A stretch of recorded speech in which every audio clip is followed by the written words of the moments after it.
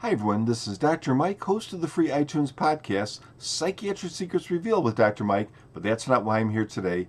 This is another Saving Savvy episode. This time we're looking at the very inexpensive iRulu 10.1 inch tablet. And this is about $100, and for that $100 you get the tablet with the capacitance touchscreen. You also get this vinyl case that has a little kickstand on it, which is kind of nice. And it also has a keyboard, which really does work. The keyboard's connected via USB because the iRulu does not have Bluetooth. So you also get some additional accessories. You get this little dongle that converts micro USB to, a regular USB standard. You get a standard USB cable. You get a capacitance pen, inexpensive, a touch pen, which is kind of useless, and you get an adapter. There's the adapter. So you get all that for just about $100, which includes shipping. It's a pretty good deal. Now, I usually use an iPad, so that's my point of reference. I have used Android tablets in the past, so I have some experience with them. And a few years ago, I did a review on a $100 Chinese knockoff iPad running an Android like 2 something or another, and that experience was so awful that the only term that I could come up with was agonizing. So this is actually much better, this iRulu, for the price. And what attracted me to this was a YouTube video where a guy just raved about it. Unfortunately, I also then found out that he had 6 or 7 other identical videos under different names, so not quite sure why that is, but I don't know why you'd have to put the same video under a bunch of different names. But it seemed interesting enough to take a look at. Let me tell you some of the features of it very briefly. It has an all-winner A20 ARM Cortex A7 dual-core processor.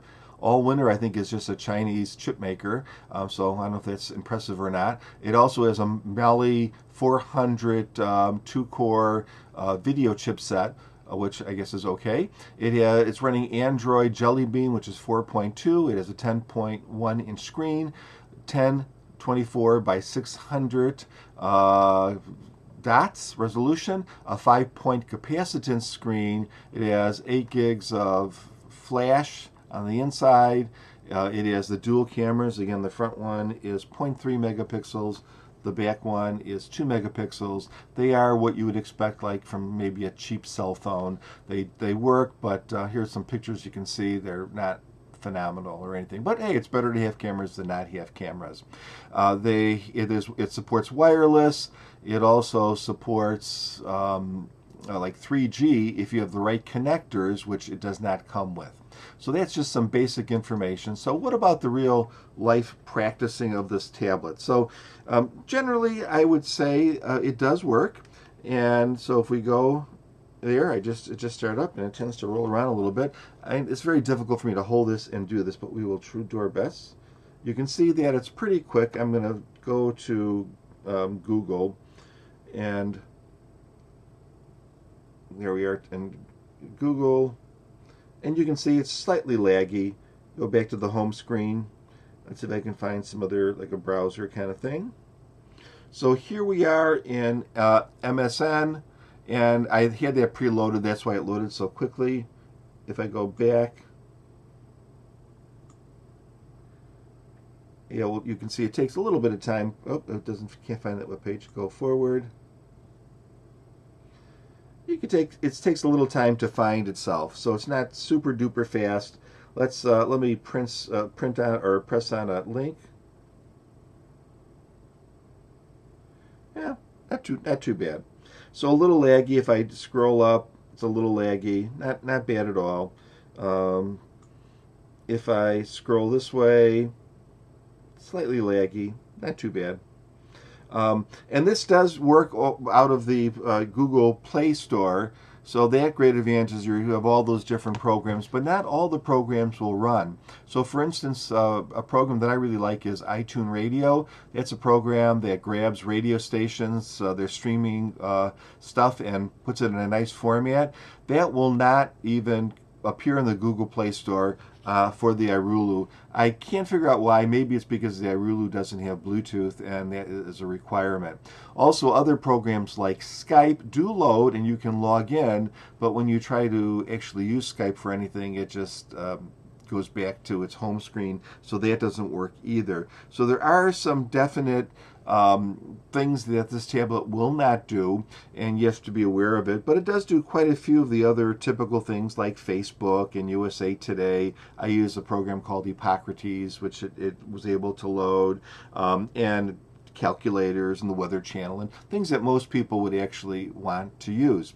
It has a variety of ports on the bottom, including one for a micro SD card.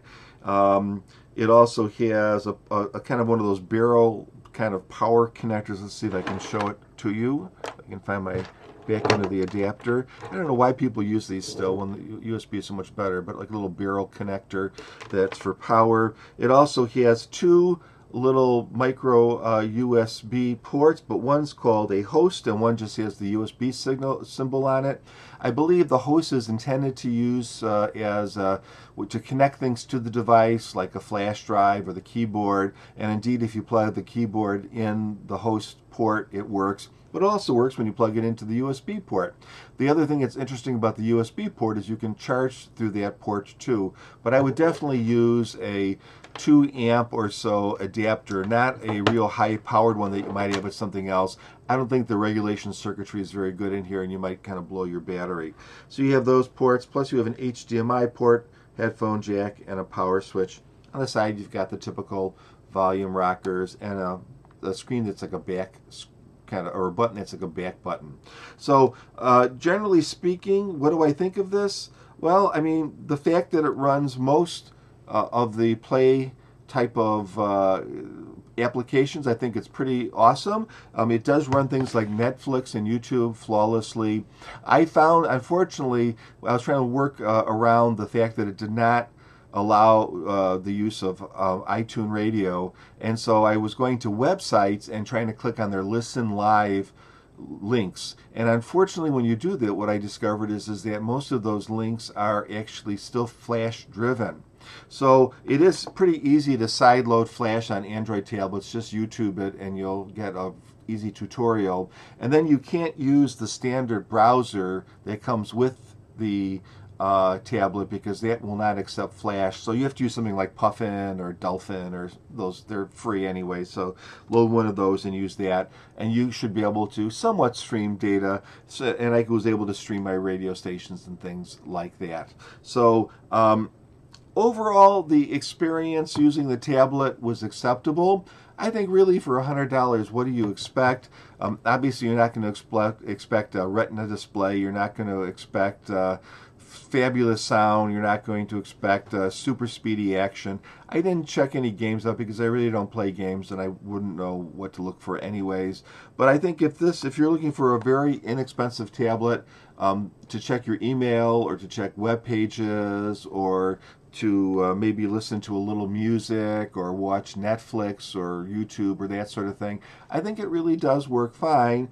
And actually, when you combine it with the keyboard case, it becomes pretty functional. So that's my review of the iRulu. Would I use it on a regular basis if I had an iPad? No, I would use an iPad. Would I use it on a regular basis if I had a Nexus or perhaps a Kindle Fire? No, I would use those devices. But if this is all I had, I think it would be okay. So I would say consider it if you're looking for the cheapest usable tablet device out there, and expect the limitations that you're going to get, but it does work. So please give my podcast a listen. It's called Psychiatric Secrets Revealed with Dr. Mike. You can find it on iTunes and other places, and have a wonderful day.